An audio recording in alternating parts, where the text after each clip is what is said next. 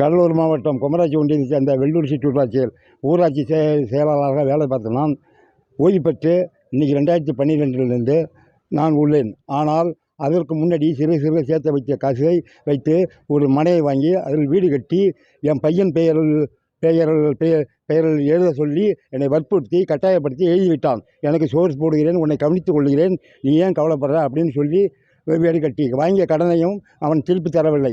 இதுவரை என்னால் அடைக்க முடியலை. சிறுக சிறுக உள்ள 2000 பென்ஷன் வாங்குறவன் இந்த வீட்டை கட்ட என்னால் ஏறுமா?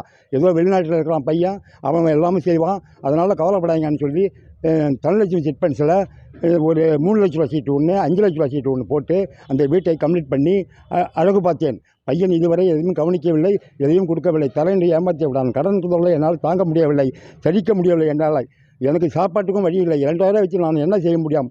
இதுக்கு ஐயா அவர்கள் நியாயம் எனக்கு இந்த கடனையும் அடைக்கணும், எனக்கும் பிற்காலத்தில் உணவுக்கு ஆதாரமும் தேடணும். 2000 வைத்து என்னால் வாழ முடியவில்லை. நான் தவிக்கிறேன். என்னை யாரும் விட்டார், மனைவியும் என்னை கைவிட்டு விட்டார், பிள்ளையும் கைவிட்டு விட்டது.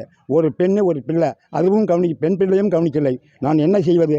யார்கிட்ட போகுது? வயதான காலத்தில் நான் என்ன செய்கிறது? என்னால் எதுவும் இயலவில்லை. தாங்கள் கருணை கூர்ந்து எனக்கு ஒரு நியாயம் வழங்கி என் கடனையும் அடைத்து எனக்கு ஒரு நல்ல வழியை காமிச்சு என் ஜீவனத்தையும் வழி பண்ணணும். இதுதான் என்னுடைய வேண்டுகோள். சொத்தை ஏமாற்றி வாங்கிட்டாங்க. சொத்தை ஏமாற்றி வாங்கிட்டாங்க. நான் உன் பேரில் எதுலாம் அழைச்சிட்டு போனோம். அழைச்சிட்டு போகும்போது சொல்லி அங்கே போகும்போது ஒரு கைத்து போட்டு அவசரமாக நேரம் ஆகிடுச்சு அப்படின்ட்டான். உடனே ஒரே ஒரு கைத்து வாங்கிட்டான் பின்பக்கமாக. நான் ஏதோ ஒரு கைத்து தானே கேட்குறான்னு போட்டேன். எல்லாமே அவன் பேரில் எழுதிட்டான். இது வரைக்கும் என்ன கவனிக்கலை. நான் என்ன செய்யுது? உங்கள் பேர்? என் பேர் அன்பழகன்.